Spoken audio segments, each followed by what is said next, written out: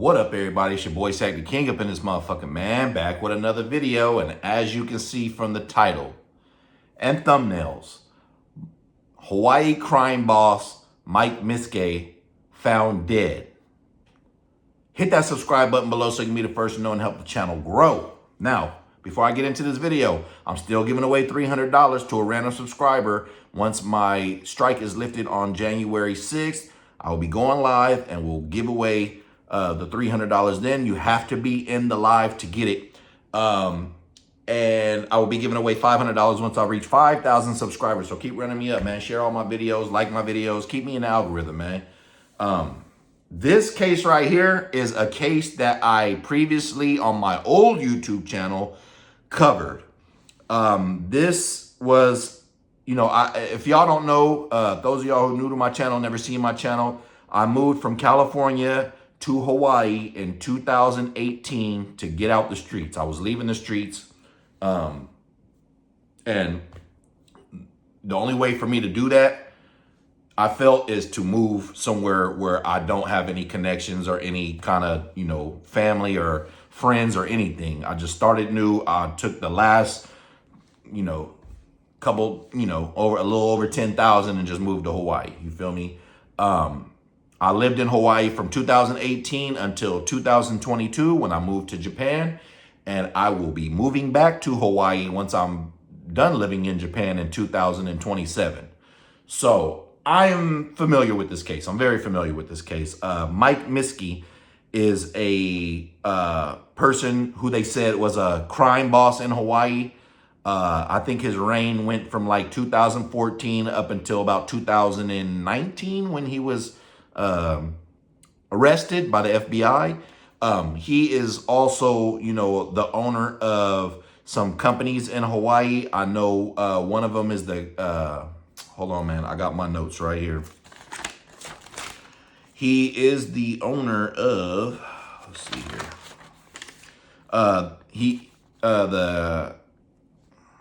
Forgive me if I'm pronouncing this wrong, Kama'aina Termite Company.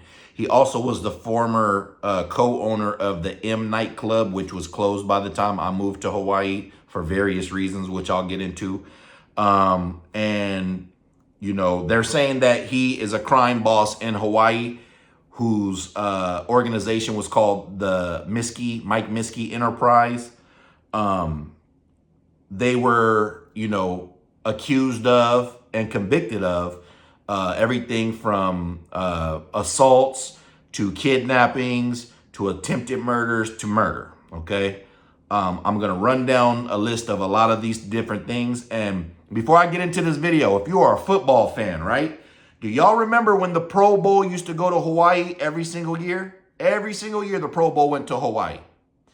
This guy is the reason why the NFL stopped having the Pro Bowl in Hawaii. Just a little bit of a caveat to this whole story, okay? And I'll start with that. So the last time that they had the Pro Bowl there, Trent Williams, who I believe is a defensive player for the Redskins, I want to say he played for the Buffalo Bills too, but he played for the Redskins for sure. He was in the M nightclub, which I said was Mike Miske's club, you know what I mean? They, were doing shit that celebrities do. They were in there acting up, acting like they ran the joint, smoking weed, popping bottles and squirting champagne everywhere. And when the security told them, hey, you was doing too much, they got, they started acting like NFL players and rich millionaires would act. Like, nigga, who are you? Come to find out, he didn't know who he was fucking with. You know what I'm saying? And they ended up beating Trent Williams, and he ended up getting like 150 stitches in his head, and he couldn't play in the Pro Bowl. And that is the reason why they do not have the Pro Bowl in Hawaii anymore. I want to say that happened in like 2013, maybe? January of 2000. No, was it January? It might have been January of like 2013. Please forgive me if I'm wrong on the exact year. All right. But, the Pro Bowl used to be played like before the Super Bowl. Now I ain't watched the Pro Bowl probably since they left Hawaii. But that's the reason why the Pro Bowl is not there. He's no longer the owner of the M Club. The M Club was not the club at all. When I moved there in 2018, that shit has already been shut down. The popular clubs when I lived in Hawaii is District, Play Bar, Lulu's was smacking on Mondays, Pure was smacking on like Fridays. Those was like the main clubs. They opened a couple new clubs since I left 2 years ago, but those are probably still some of the main clubs. You know, I know District is still smacking. I think Mondays on Lulu's is still going down. I think Wednesdays Play Bar still. You feel me? Correct me if I'm wrong. Update me in these comments, y'all. Anyways, so you know, the main charge that he was charged with, and I'll get into some of this other smaller stuff, but let's just get into the meat and potatoes of this. For those who got short attention span, he was charged with the murder of a gentleman by the name of Jonathan Frazier. Jonathan Frazier was the best friend of his son Caleb. All right, Mike Miske's son Caleb and Jonathan Frazier were friends. It's clouded as to what really happened in this case as far as this particular detail, but from what they say is that Jonathan Frazier was driving a car with Caleb in it, and it crashed, and Mike Miske's son Caleb ended up dying, okay? And Mike Miske blamed Jonathan Frazier for this, all right? Longer story short, Jonathan Frazier went missing, and his body has never been found. Mike Miske, they got circumstantial evidence. I don't know if they ever found DNA evidence, but they had enough circumstantial evidence to convict him of this murder, even though they ain't found no body yet. Still to this day, right? So, like I said, Trent Williams was assaulted in the club by John Stencil, which is Mike Miske's half brother. Black people, we don't do half brothers. That's his brother, all right? Maybe I'll try to do the thumbnail because there's a lot of snitches in this case, and I don't like snitches. So I'm going to see if I can put everybody's picture. Mike Miske, Jonathan Frazier. There's a couple more snitches in here. You know what I'm saying? John Stencil, his brother, testified against him. Michael Butanda, if I can find his picture. But anyways, he had 12 co-defendants, right? And all 12 took plea deals. He was the only one that was going to trial for this. He was already convicted just maybe like 2 weeks ago. He was facing life without the possibility of parole, okay? So for the murder of Jonathan Frazier and a long list of other things that he was accused of and testified against for, all right? Like I said, the charges range from assaults, kidnapping, extortion, attempted murder, and murder, okay? Jonathan Frazier died July of 2016. The car accident that killed Mike Miske's son happened in November of 2015. So Jonathan Frazier was killed like 8 months later, okay? Now, on the day that, now, Jonathan Frazier at the time of his murder was staying in an apartment that was in Mike Miske's name. He was paying for it. And this is just my theory, this is alleged, is that, or what they're alleging, not even my theory, is that he rocked Jonathan Frazier to sleep. You know what I'm saying? He had already plotted from the day that his son died that he was going to hold this guy responsible who was like 21, a kid, and he was going to avenge his son. You know what I'm saying? So he had him up in an apartment, thinking everything is cool. This is for Caleb. We're going to light Christmas trees and do all this other stuff for Caleb and everything. And, it's not your fault and everything. But the whole time he was rocking him to sleep. On the day that Jonathan Frazier died, they say Mike Miske had somebody take his girlfriend to the spa, and that dude was never seen again. So he wanted to separate the dude from his girlfriend. His girlfriend was pregnant at the time too, which is even kind of more fucked up. You know what I mean? The kid is probably about like, how old is the kid now? 2016, about 8 years old now. So he never met his father because he made one decision to drink and drive, which resulted in the, death of Mike Miske's son, Caleb. And he paid for it with his life, allegedly, through what the FBI is saying, okay? Let's get into some of this other stuff Mike Miske was allegedly doing and responsible for, okay? They said that he financed a deal in 2014 to get 10 kilos and he paid $450,000 for him. And that's how he got his start in the drug game. They said that his family comes from money. At the time of his arrest, he was living in a $5 million home in Hawaii Kai. So this guy was playing with millions, with M's. No wonder why he had some of these people doing some of the stuff that he had doing. When you got money, you got power. When you got power, you got influence. Okay. The problem with Mike Miske is he was reckless and he liked to do shit himself too, instead of just, having his goons do the shit. When you're a boss, when you're a real boss, you should never have your hands on the work. You should never be involved in none of these crimes or none of this shit. That's what you paying motherfuckers to do. But he liked to get down and dirty. He had about 10 felonies already on his record from assaults and different shit like that. You feel me? One of the incidents, all this shit was testified in court by all these defendants, and some of them I will name because they are rats. And y'all probably know him if you're from Hawaii. He sent someone to Aloha Tattoo to go beat up. He sent these guys, I believe, Jacob Smith, who was one of the main key witnesses for the prosecution. He's a rat. He testified for 4 days straight. He testified that him, the Stencil guy that I mentioned earlier, what's his name? Let me get his name right. John Stencil, Mike Miske's brother, and a guy named Dason Kaahe, sorry if I mispronounced it. They and two more people went into this guy, Aloha Tattoo, to try to rob him or extort him. And this guy, one of the guys that went in there, Dason Kaahe, maybe I can put his picture up too, he ended up getting stabbed and died in that.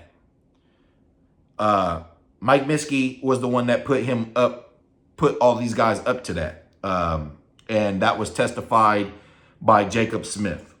Okay. He's also accused of trying to hire a guy named Lance Bermudez to kill somebody named Joe Boy Tavares, who he thought was informing on him about illegal shit.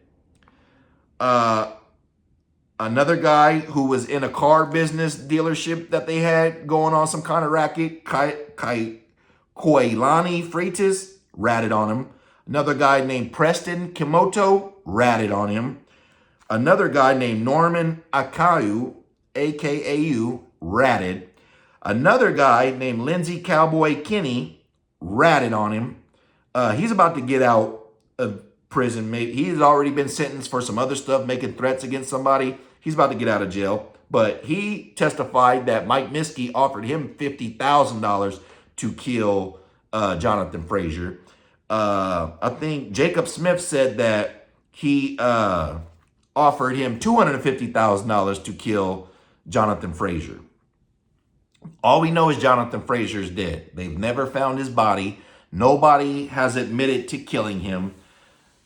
They haven't got anybody for that murder. They just really convicted him off of suspicion because he bought a $450,000 boat that they said was used to kill Jonathan Frazier and dump his body in the ocean. But that hasn't been proven DNA wise. It's just, even these guys who testified against all this shit, there was another incident where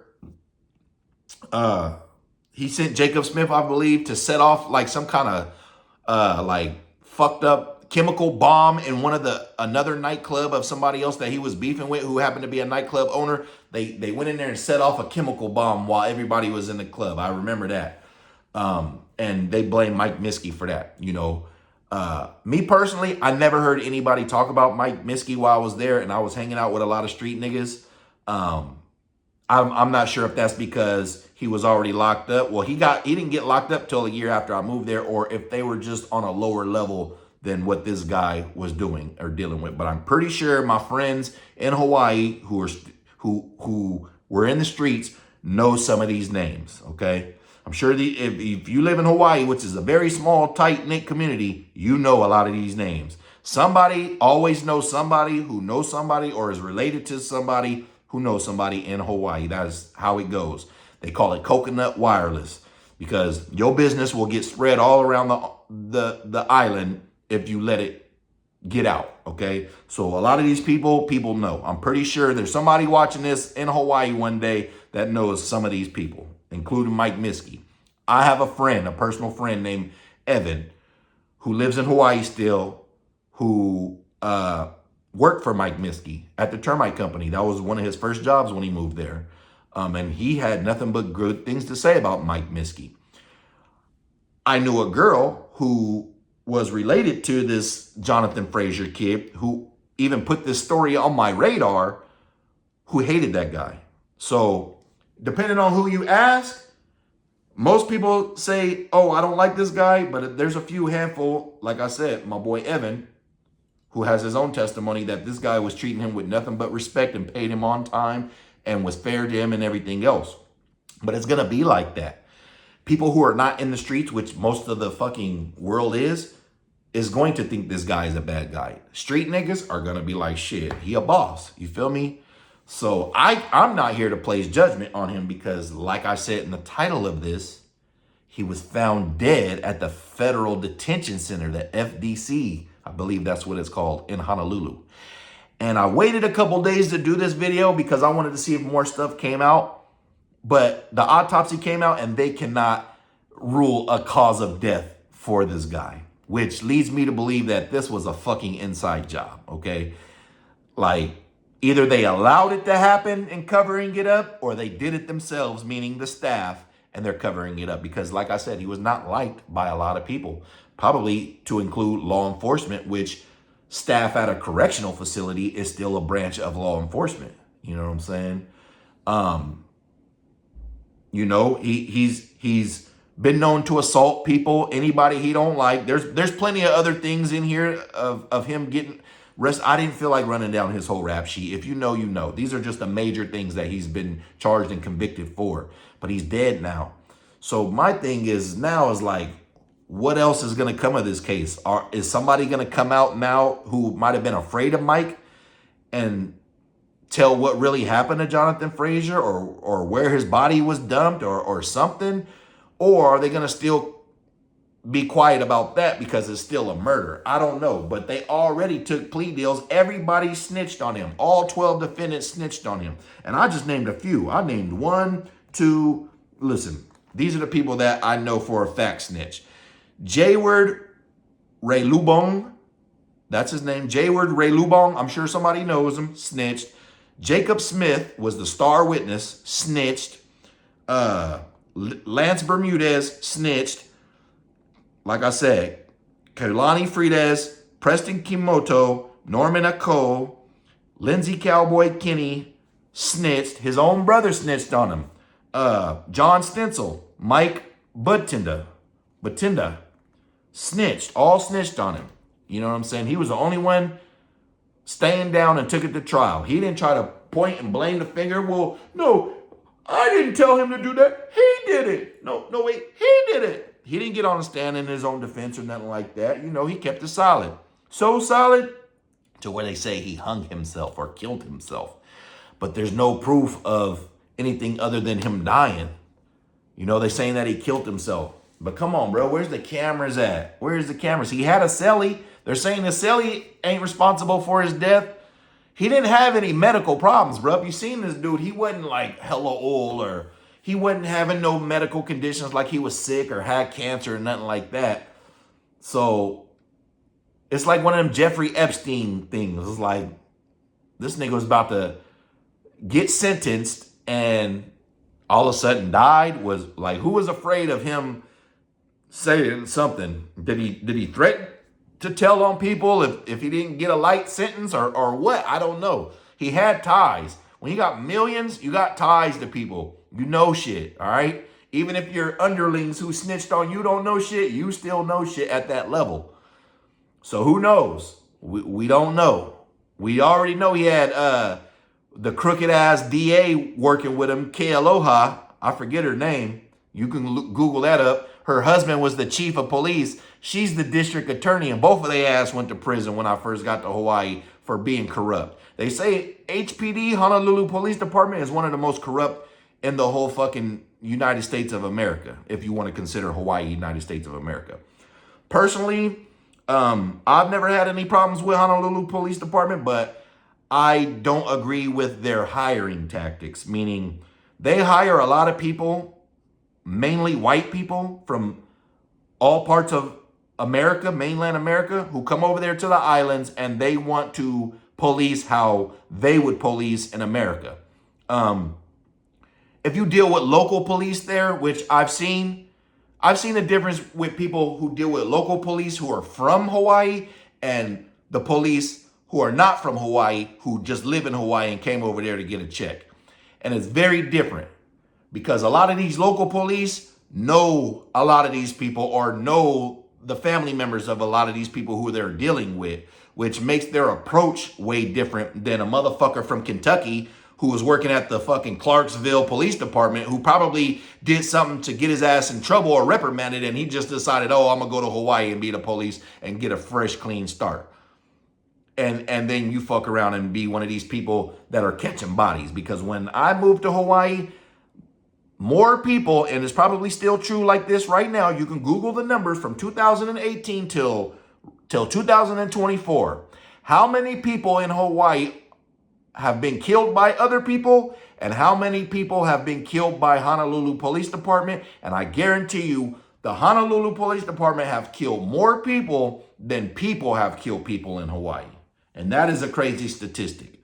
But anyways, man, this is just, I guess, the closing of a case that, like I said, I covered on my old channel that got took down a few years ago. I believe I made the first video in 2020 about this. When it was brought to my attention by the female that I told y'all about, or I referenced a little earlier.